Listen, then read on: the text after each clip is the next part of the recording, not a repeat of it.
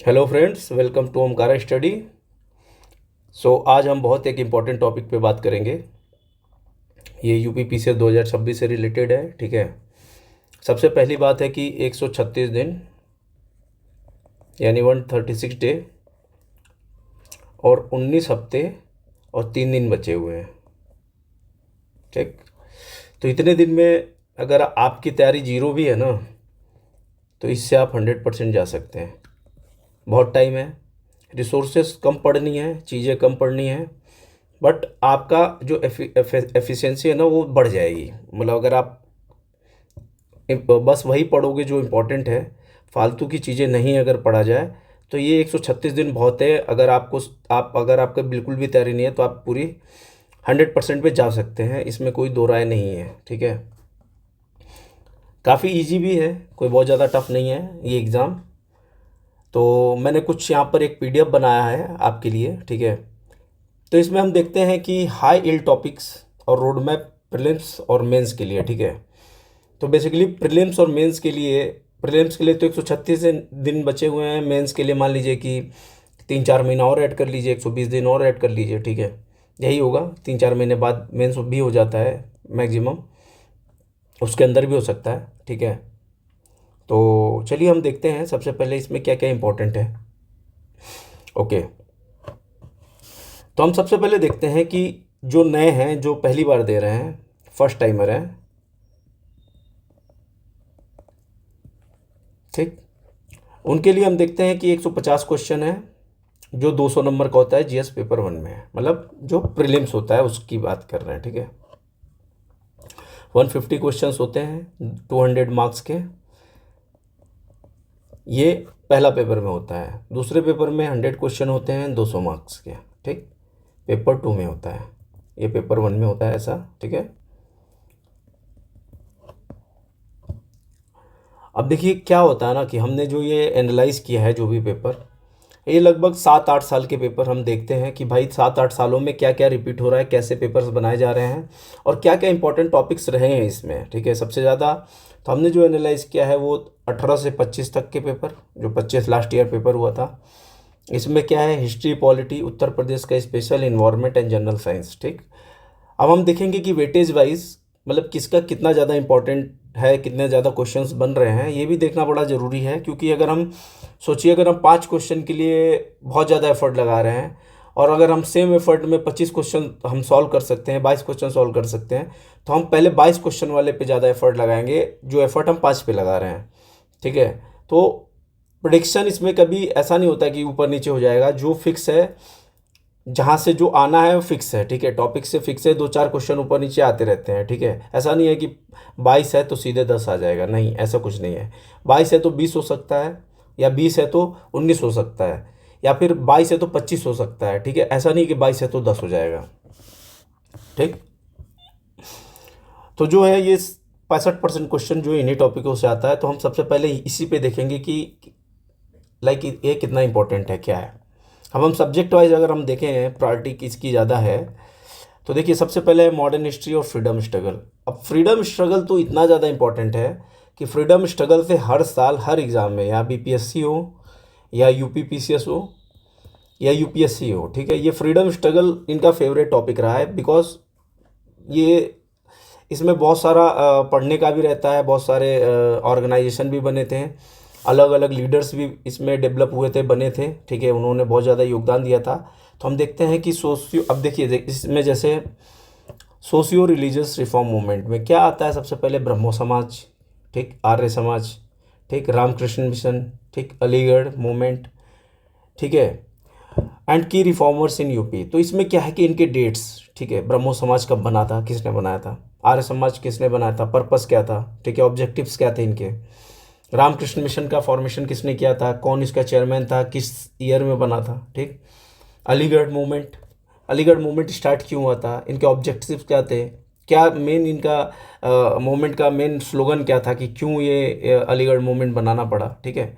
तो ये सारी चीज़ें बहुत इंपॉर्टेंट होती है। तो जब हम पढ़ना स्टार्ट करेंगे तो हमें इसका डेट, फॉर्मेशन, ये तो पढ़ना ही पढ़ना है, बट ये भी पढ़ना है कि इनके ऑब्जेक्टिव्स क्या रहे। अगर ऑब्जेक्टिव्स पूछ लिया, ठीक है, इसमें कौन कौन से लीडर जुड़े थे, कौन कौन से लीडर ने अपना एक बहुत बड़ा योगदान इसमें दिया है इस रिफॉर्म्स में, ठीक है। तो ये भी बहुत ज़्यादा इंपॉर्टेंट है, ठीक है। पीजेंट एंड ट्राइबल मूवमेंट्स जो हैं और वर्किंग क्लास मूवमेंट्स में क्या है बेसिकली, जैसे होता क्या है कि इसमें आपको क्रोनोलॉजी पूछ लेगा या तो डेट वाइज, ठीक है। जैसे इंडिगो मूवमेंट कब हुआ था, पवना कब हुआ था, मोपला कब हुआ था, संथाल कब हुआ था, बिस्रा मुंडा कब हुआ था, इंडिगो एगिटेशन कब हुआ था यूपी में, ठीक है। इक्का मूवमेंट, किसान सभा, ठीक। तो ये क्या है बेसिकली, ये एक एक पॉइंट्स है। तो या तो इससे क्रोनोलॉजी पूछ ले, या तो आपको मैच द कॉलम में दोनों को दे दे, साइड में इनका डेट दे दे और मैच करने को दे दे, ठीक है।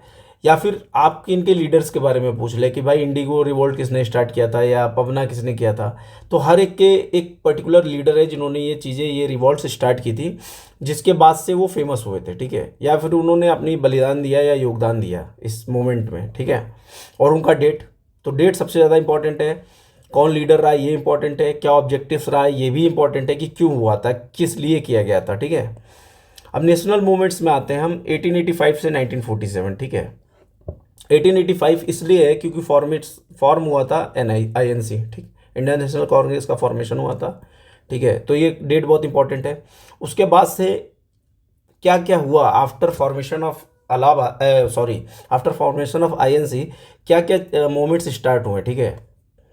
Specially those held in Allahabad, Lucknow, Kanpur, Banaras, ठीक है। पार्टीशन ऑफ बंगाल, स्वदेशी मूवमेंट। अब इसमें क्या है देखिए, एक तो इसमें क्या, पार्टीशन ऑफ बंगाल 1905। अब इसमें क्या था, ठीक है, स्वदेशी मूवमेंट में क्या था, ठीक। फिर जो जो मूवमेंट्स इलाहाबाद, कानपुर, लखनऊ, बनारस में हुए हैं उसके बारे में, ठीक है। सेशन के बारे में, INC सेशन जो हुआ था इलाहाबाद, लखनऊ, कानपुर और बनारस, यानी ये 4 सेशन आपको बिल्कुल ही दिमाग में बैठा लेना चाहिए कि इन सेशनों में कौन कौन से इनके चेयरमैन रहे हैं, किस किस डेट में हुआ है, ठीक है। और क्या ऑब्जेक्टिव्स रहे हैं, अगर वो सेशन हुआ है तो उसमें क्या रेजोल्यूशन पास हुआ है। और इसमें मैं एक और ऐड कर दे रहा हूँ, लाहौर सेशन, ठीक है, 1929, ठीक, जो नेहरू जी ने किया था लाहौर सेशन, ठीक है। उस ये भी आपको याद रखना है। सरदार वल्लभ भाई पटेल का जो सेशन था जिसमें फंडामेंटल राइट्स की बात किए थे, वो भी याद रखना है, ठीक। अब गांधीयन एरा में आते हैं। गांधी जी बहुत इंपॉर्टेंट है सारे एग्जाम्स के लिए, ठीक। क्यों इंपॉर्टेंट है, क्योंकि उन्होंने बहुत सारा मूवमेंट चलाया, ठीक है। अलग अलग टाइप की इनको मूवमेंट रहा है, कभी इन्होंने हंगर स्ट्राइक किया है, कभी सत्याग्रह किया है, कभी कुछ किया है। तो इस हिसाब से non corporation, civil disobedience, quit India movements, तो बहुत सारी चीज़ें इन्होंने की है। तो इस हिसाब से हम पहले देखेंगे कि नॉन कॉर्पोरेशन मूवमेंट क्या रहा है गांधी जी का, कब हुआ है, कहाँ हुआ है, ठीक है, कौन कौन इसमें इन्वॉल्व थे। उसके बाद से हम देखेंगे सिविल डिसोबीडियंट, ठीक, क्विट इंडिया मूवमेंट, फिर राउंड टेबल कॉन्फ्रेंस और पूना पैक्ट। तो पूना पैक्ट और round table conference, Poona pact तो BR अम्बेडकर से रिलेटेड है। राउंड टेबल कॉन्फ्रेंस में आपको एक चीज़ याद रखनी है कि BR अम्बेडकर ने तीनों राउंड टेबल कॉन्फ्रेंस में पार्टिसिपेट किया था, नेहरू जी ने किसी में पार्टिसिपेट नहीं किया था। तो ये सारी चीज़ें आपको राउंड टेबल कॉन्फ्रेंस के बारे में याद रखनी पड़ेंगी, कब हुआ था, ठीक है। कौन कौन सी फीमेल लीडर्स थी जो पार्टिसिपेट की थी राउंड टेबल कॉन्फ्रेंस में, कई बार ये भी पूछता है क्योंकि थोड़ा अलग हो जाता है, सबको नहीं पता है कि भाई फीमेल्स कौन सी पार्टिसिपेट की थी। तो ये भी एक इंपॉर्टेंट है, ठीक। अब देखते हैं हम गवर्नर जनरल ऑफ वायसराय, ठीक है। सबसे पहले हम देखेंगे मेजर एक्ट्स जो हैं 1909, 1919, 1935, गवर्नमेंट ऑफ इंडिया एक्ट, ठीक है। Land revenue system, permanent settlement, Ryotwari और मालवारी। तो देखिए एक्चुअली क्या है ना कि ये जो गवर्नर जनरल्स की मैं पहले बात करूँ तो पहले तो ये देखना है कि governor general of Bengal, governor से गवर्नर जनरल ऑफ बंगाल कब बने, ठीक है। उसके बाद गवर्नर जनरल ऑफ इंडिया कब बने बंगाल से। फिर उसके बाद वायसराय का पोस्ट कब आया, ठीक है, जो डायरेक्ट क्राउन को रिप्रेजेंट करता था। ये इंपॉर्टेंट है गवर्नर जनरल्स में, ठीक है। फिर सती रिफॉर्म्स किसके टाइम में आया था, ठीक है। तो ऐसा रीमैरिज एक्ट कब आया था, विडो रीमैरिज एक्ट कब लाया गया था, किस गवर्नर जनरल के टाइम पे आया था, ठीक है। लोकल सेल्फ गवर्नमेंट किसके टाइम पे ज़्यादा फ्लरिश्ड हुआ था इंडिया में। तो ये सब काफ़ी ज़्यादा इंपॉर्टेंट है और ये भी देखना इंपॉर्टेंट है कि कौन गवर्नर ने ये चीज़ें, ये रिफॉर्म्स लाए थे। उसके बाद जो मेजर एक्ट रहे 1909, 1919, 1935 में हमारे जो गवर्नमेंट ऑफ इंडिया एक्ट आए हैं, इसमें क्या क्या चीज़ें, क्या क्या एक्ट लाए गए थे, क्या क्या रिफॉर्म्स किए गए थे, ठीक है। उसके बाद लैंड रेवेन्यू सिस्टम बहुत ज़्यादा एक इम्पॉर्टेंट था और उसके बारे में जो परमानेंट सेटलमेंट किसने लाया था, ठीक है, रौटवारी किसने लाया था, मालवारी किसने किया था। तो ये भी ज़्यादा इंपॉर्टेंट है, बहुत ज़्यादा इंपॉर्टेंट है ये भी, ठीक है। अब हम देखते हैं पॉलिटी का सिंपल सा फंडा। हमें एक चीज़ पता है कि जो पॉलिटी में सबसे इंपॉर्टेंट टॉपिक मुझे जो लगता है वो है एफआर से एक क्वेश्चन आना फिक्स है, 2 भी आ सकते हैं। एफआर हमें रटा होना चाहिए, ठीक। उसके बाद से प्रियम्बल, डीपीएसपी, फंडामेंटल ड्यूटीज़। सो हमारे सबसे मेन इंपॉर्टेंट टॉपिक्स क्या हैं? फंडामेंटल राइट्स, 12 से 35 आर्टिकल याद होने चाहिए, ठीक। उसके बाद से एफ आर के बाद से प्रियम्बल हो गया। 42nd अमेंडमेंट में क्या ऐड किया गया था, ठीक है। इसमें प्रियम्बल में, एफ आर में और एफ डी में, ठीक है। प्लस डीपीएसपी क्या क्या कहता है, डीपीएसपी का प्रोस्पेक्टिव्स क्या है, ठीक है। फंडामेंटल ड्यूटीज़ हो गया, इनके आर्टिकल्स हो गए, ठीक। 42nd, 44th, 86, 91, 103, 104, 105, 106, ये हमारे पास अमेंडमेंट्स जो भी हुए हैं, इसके बारे में क्या क्या अमेंड किया गया था, इससे इससे क्या क्या चेंजेस आए थे, ये बहुत ज़्यादा इंपॉर्टेंट है। और देखिए यहाँ पर दे भी दिया है कि 1 2 3 4 5 6 7 8 8 अमेंडमेंट आपको तो रटे होने चाहिए, ठीक है। इसमें जो भी इंपॉर्टेंट चेंजेस आए हैं ये आपको याद होने चाहिए कि क्या क्या चेंज हुआ था, क्योंकि मोस्टली यहीं से क्वेश्चंस आते हैं, ठीक। अब देखते हैं यूनियन एग्जीक्यूटिव एंड लेजिस्लेचर में president, prime minister, parliament, okay, money bill, financial bill, parliamentary committee, ठीक। अब देखिए इसमें क्या है ना, प्रेसिडेंट इसमें सबसे ज़्यादा इंपॉर्टेंट है, ठीक। प्रेसिडेंट के आर्टिकल्स से पार्डनिंग पावर, ठीक है, और इम्पीचमेंट, ये सब आर्टिकल्स डायरेक्ट पूछते हैं। प्राइम मिनिस्टर का काउंसिल ऑफ मिनिस्टर से क्या रिलेशन है, प्राइम मिनिस्टर वर्क कैसे करता है, ठीक है, ये इंपॉर्टेंट है। पार्लियामेंट्री प्रोसीजर भी बहुत ज़्यादा इंपॉर्टेंट है, बिकॉज पार्लियामेंट्री प्रोसीजर और प्रेसिडेंट दोनों एक को रिलेट है, बिकॉज पार्लियामेंट का पार्ट है प्रेसिडेंट, तो ये और दोनों को एक एक दूसरे में मैच करके दे देते हैं, ठीक। मनी बिल, फाइनेंशियल बिल, ठीक है। मनी बिल बहुत ज़्यादा इंपॉर्टेंट है, क्योंकि हरदम पूछता है कि मनी बिल को रिटर्न किया जा सकता है कि नहीं, ठीक है। क्या आर्टिकल है मनी बिल का, डायरेक्ट आर्टिकल पूछ लेता है। फाइनेंशियल बिल और मनी बिल में क्या डिफरेंस है, ठीक, वर्सेस देखो यहाँ पर, ठीक। उसके बाद पार्लियामेंट्री कमेटी के बारे में पूछ लिया आपसे। अब देखिए जुडिशरी में सुप्रीम कोर्ट, हाई कोर्ट, ठीक, judicial review, PIL, basic structure of doctrine, तो ये बहुत ज़्यादा कॉमन क्वेश्चंस बनाए जाते हैं कि सुप्रीम कोर्ट के बारे में कुछ भी पूछ सकता है, हाई कोर्ट से रिलेटेड पूछ सकता है, ठीक है, आर्टिकल्स पूछ सकते हैं, ठीक। और तो ये भी मतलब आपको देखिए ये सारे जो टॉपिक्स हैं ना, जो मैंने अभी इस पीडीएफ में दे रखे हैं, ये सारे अपने आप में ही क्वेश्चंस हैं, ठीक है। अगर आप इसके बारे में पढ़ लेंगे तो आपके इससे रिलेटेड क्वेश्चंस तो नहीं गलत होंगे, ठीक। पंचायती राज के बारे में बात करते हैं। 73rd और 74th अमेंडमेंट में क्या क्या ऐड किया गया था, क्या क्या चीज़ें उसमें डाली गई थी, ठीक है। कॉन्स्टिट्यूशनल प्रोविज़न है आर्टिकल 243 से 243 ओ तक। यूपी पंचायती राज के बारे में पढ़ लीजिएगा, क्योंकि यूपी का एग्ज़ाम है, तो ये भी स्पेशल यूपी स्पेशल में पूछ सकता है, ठीक है। अब कॉन्स्टिट्यूशनल नॉन कॉन्स्टिट्यूशनल बॉडी से एक क्वेश्चन फिक्स है, तो हमें ये याद रखना है कि कॉन्स्टिट्यूशनल और नॉन कॉन्स्टिट्यूशनल बॉडी में डिफरेंस क्या है, ठीक है। एक्ट से कौन सी बॉडी बनती है, विदाउट एक्ट से कौन सी बॉडी बनाई जाती है, ठीक है। तो जैसे इलेक्शन कमीशन के आर्टिकल हो गए, यूपीएससी के आर्टिकल हो गए, कैग का आर्टिकल हो गया, फाइनेंस कमीशन का आर्टिकल हो गया, नीति आयोग का आर्टिकल हो गया, ठीक है। एनएचआरसी के बारे में भी पूछ सकता है, ठीक है। नीति आयोग का तो कोई आर्टिकल नहीं है, बिकॉज ये नॉन कॉन्स्टिट्यूशनल बॉडी है, बट कैग, फाइनेंस कमीशन, इन सबों के आर्टिकल्स हैं, ठीक। Geography and physical world of India, ठीक है। अब देखते हैं इसमें, देखिए अब मैं आपको वेटेज भी बताता जाता हूँ, जो मैंने आपको मॉडर्न हिस्ट्री में बताई थी, इसमें 18 से 22 क्वेश्चन बनते हैं, यानी 150 में से आप 22 क्वेश्चन के काम कर लेंगे अगर आपने ये टॉपिक्स को कवर कर लिया तो, ठीक। पॉलिटी में भी 22 क्वेश्चन के आसपास बनते हैं, ठीक, 18 से 22 के आसपास, कभी कम कभी ज़्यादा, ठीक। सेम ज्योग्राफी में भी 20 क्वेश्चन बनते हैं, ठीक। यानी आप समझ लीजिए कि इन 3 टॉपिक से हमारा लगभग 60-65 क्वेश्चन कवर हो रहा है, ठीक। चलिए अब हम देखते हैं ज्योग्राफी में क्या क्या इंपॉर्टेंट है। फिजिकल ज्योग्राफी में हम देखते हैं अर्थ interior, plate tectonic, volcanism, earthquake, ocean current, atmospheric circulation and pressure belt, ठीक है। अब मैं इसमें से भी आपको स्पेसिफिक बता देता हूँ कि क्या पूछता है। ये ओशन करंट के बारे में कभी पूछ लेता है, बिल्कुल पूछता है, कौन सा है ओशन करंट, हॉट, वार्म, ठीक है, सारे पूछता है। एटमॉस्फेरिक सर्कुलेशन के बारे में पूछता है, प्रेशर बेल्ट के बारे में कभी पूछता है कभी नहीं पूछता है, इतना भी इम्पोर्टेंट नहीं है, बट ये सारी चीज़ें इंपॉर्टेंट है बहुत ज़्यादा, ठीक।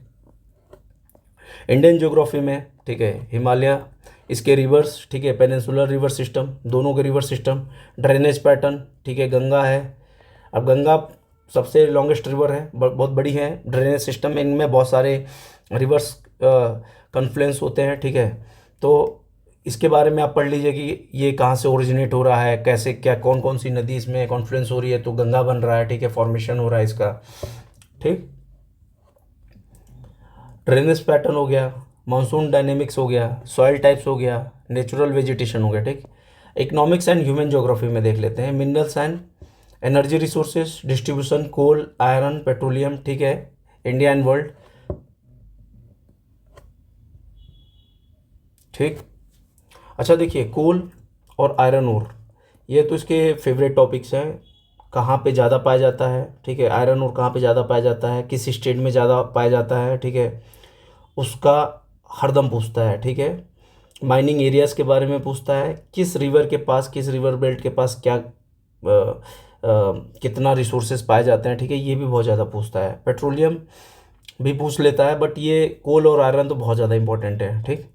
मेजर इंडस्ट्रियल कॉरिडोर है, पॉपुलेशन डेंसिटी ट्रेंड, सेंसस। अच्छा देखिए, सेंसस से ना मैं आपको बताऊं कि 3 से 4 क्वेश्चन तो फिक्स है सेंसस से, मिनिमम इतना बनाता है क्वेश्चन। ठीक, इतना तो फिक्स है, एकदम फिक्स।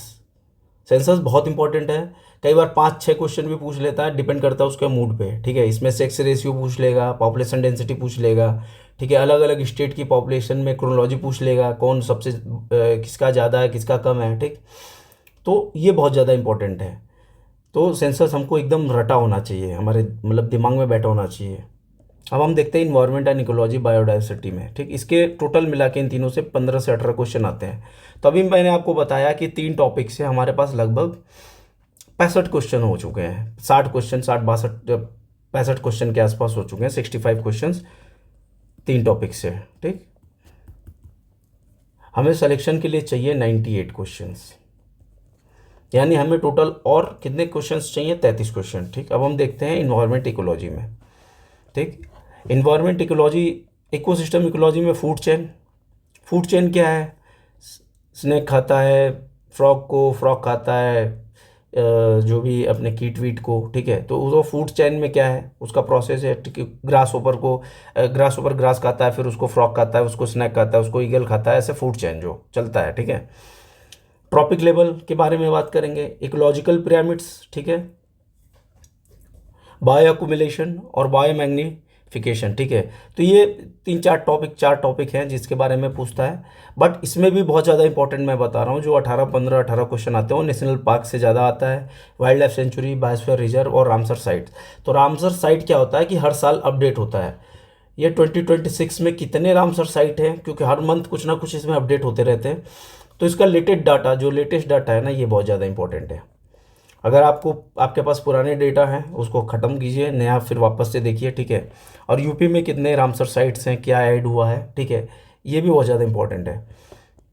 अब इन्वायरमेंटल लेजिस्लेशन एंड कन्वेंशन के बारे में बात करते हैं। वाइल्ड लाइफ प्रोटेक्शन एक्ट, ठीक, ये हो गया 1972। Project tiger 1973। ठीक है, प्रोजेक्ट एलिफेंट 1995। प्रोजेक्ट क्रोकोडाइल हो गया 1975। ठीक है, प्रोजेक्ट डॉल्फिन 2020। तो ये सब जो प्रोजेक्ट्स आए हैं, डॉल्फिन से रिलेटेड है, अगर टाइगर से रिलेटेड है, एलिफेंट से रिलेटेड है, डायरेक्ट भी पूछ सकता है। ठीक है, इन्वायरमेंट प्रोटेक्शन एक्ट 1986 में क्या है, इसके इस ऑब्जेक्टिव्स क्या रहे हैं, यूएनएफसीसी क्या करता है, सीबीडी क्या करता है, सीड्स क्या करता है, आईयूसीएन रेड लिस्ट कौन सा एनिमल इंडेंजर्ड है, एक्सटिंक्ट पे आ गया है। तो ये भी काफ़ी ज़्यादा इंपॉर्टेंट है। ठीक है, क्लाइमेट चेंज एंड पॉपुलेशन। ठीक, ग्रीन हाउस गैसेस के बारे में बात करते हैं हम, क्या है इसमें, मेथेन हो गया या अदर जो ग्रीन हाउस गैसेज है। ठीक, ग्लोबल वार्मिंग, एक्यूआई ये सब इतना इंपॉर्टेंट नहीं है, बट यहाँ पर ओजोन डिप्लेशन पूछता है और ग्रीन हाउस गैसेस के बारे में पूछता है। ग्लोबल वार्मिंग किसकी वजह से हो रहा है, रीजन क्या है, ये भी पूछ सकता है। अब हम देखते हैं यूपी स्पेसिफिक स्पेशल कवरेज। देखिए बेसिकली क्या है ना, यूपी स्पेशल जो पूछता है वो मेंस में पूछता है ज़्यादा। ठीक, यूपी स्पेशल 2 से 3 क्वेश्चन या फिर 5 से 6 क्वेश्चन या 10 क्वेश्चन के बीच में पूछता है, डिपेंड करता है उसके मूड पे।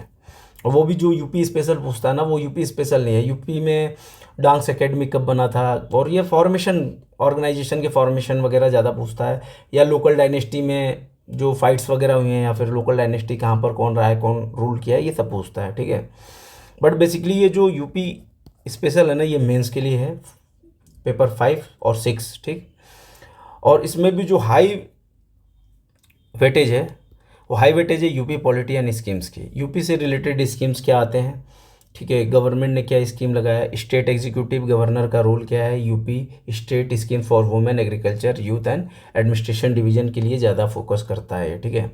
अब यूपी ज्योग्राफी और इकोनॉमिक क्या पूछेगा, soil zone, river system, Ganga Yamuna Ghaggar Betwa, ठीक है, ये जो यूपी में रिवर्स पाए जाते हैं। वन डिस्ट्रिक्ट वन प्रोजेक्ट से एक क्वेश्चन पूछता ही है, कहाँ पर कौन डिस्ट्रिक्ट किसके लिए फेमस है, ठीक है।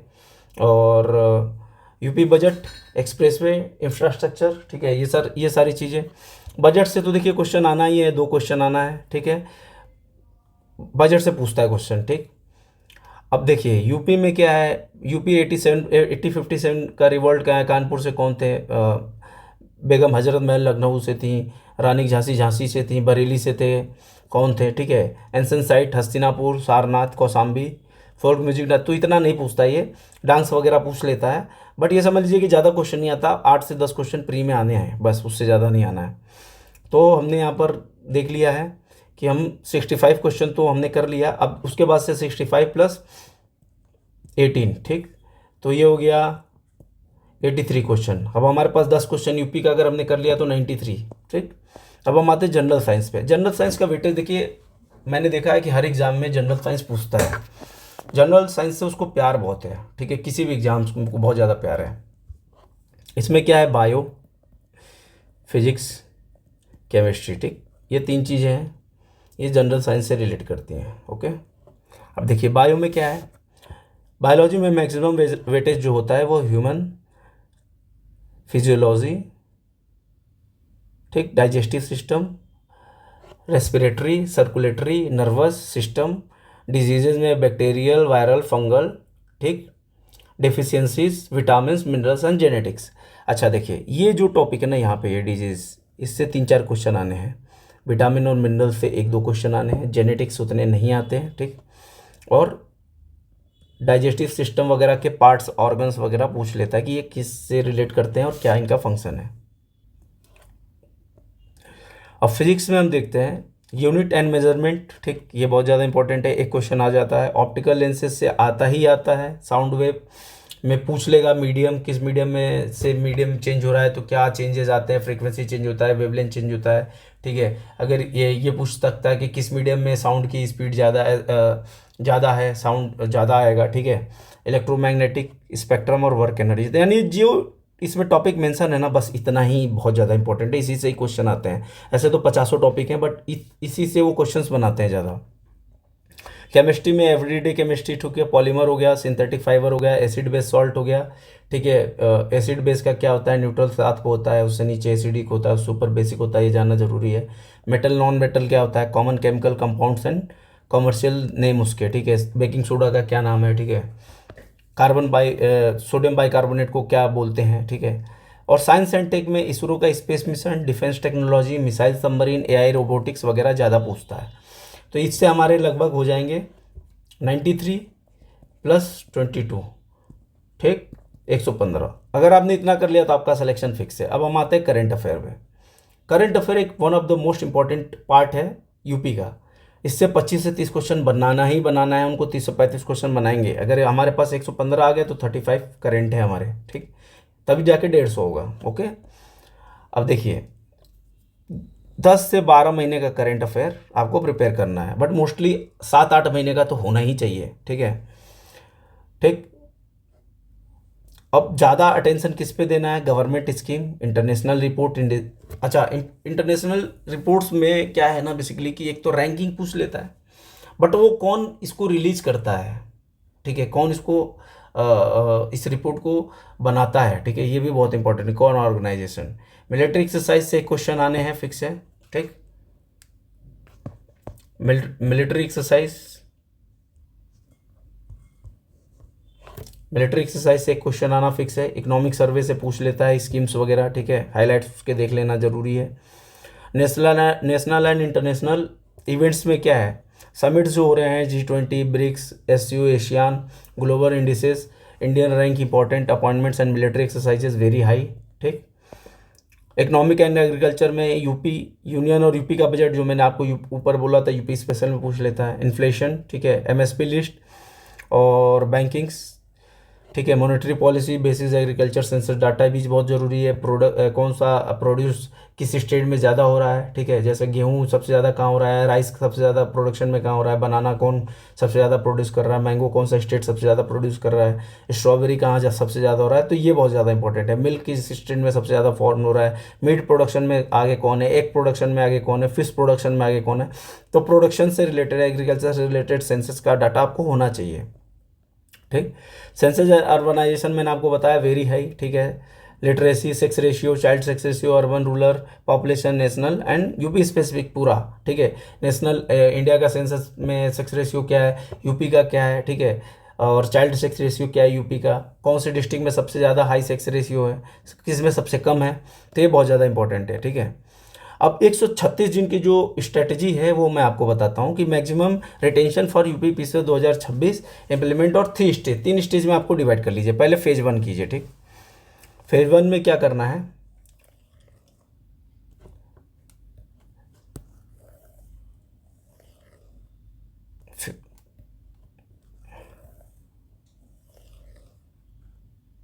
ठीक। फेज 1 में देखिए, ठीक है। पीवाईक्यू के साथ साथ आपको घटना चक्र देखना है, बिकॉज घटना चक्र भी पीवाईक्यू है, बट पीवाईक्यू के साथ साथ पीवाईक्यू में मैं आपको प्रेफर करूंगा कि आप पिछले 5-7 साल का पेपर निकलवा लीजिए जो ओरिजिनल पेपर हुए हैं। किसी पीवाईक्यू को खरीदने की ज़रूरत नहीं है आपको। ओरिजिनल पेपर निकलवाइए, खुद एनालाइज कीजिए पेपर को, घटना चक्र पढ़िए, वहाँ से एक्सप्लेनेशन उठाइए अपने जब पीवाईक्यू सॉल्व कर रहे हैं उसके साइड में एक्सप्लेनेशन लिखिए, वो सबसे बेटर होता है। ओके। अब डे 2 का फेज 2 में क्या है, सब्जेक्ट वाइज रिवीजन कीजिए, ठीक। यूपी स्पेसिफिक, जीएस इंटीग्रेशन, ठीक है। Weekly full length mock test लगाइए, ओके। किसी का भी मॉक टेस्ट ले सकते हैं।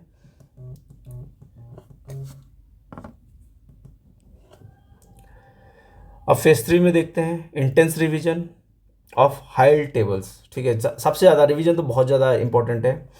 करंट अफेयर कंपाइलेशन कर लीजिए, ठीक है। दृष्टि और घटनासार आता है, ये दो चीज़ का कंपाइलेशन कर लीजिए, ठीक है। इसके इंपॉर्टेंस जो टॉपिक्स यहाँ पे दे रखे हैं, भाई कहाँ से पूछता है ज़्यादा करंट, समिट्स वगैरह ये पेज पे लिख लीजिए, ठीक है। 10-20 करंट तो आपको ऐसे ही पता चल जाएंगे कि भाई मिलिट्री एक्सरसाइज कहाँ हो रही है, ठीक है। कौन सा कंट्री पार्टिसिपेट कर रहा है, क्या नाम है उसका, किस डेट में हो रहा है। अच्छा, आप डेट भी पूछता है, मैथ्स द कॉलम में आर में डेट भी पूछ लिया था 2024 के, तो डेट भी याद कर लीजिए कि कौन सा किस डेट तक हुआ था, कब से कब तक, ठीक है। ओके। एंड फार्मूला आर्टिकल्स वगैरह मेमोराइज कर लीजिए। तो ये इतनी अगर प्रोसेस अगर हमने कर लिया तो हमारा जो है ना 0 to 100% का जो टारगेट है वो कंप्लीट हो जाएगा, और हमारा प्री निकलने से कोई नहीं रोक सकता है अगर हमने इतनी चीज़ें कर ली। आई होप आपको ये वीडियो अच्छा लगा होगा। Thank you so much.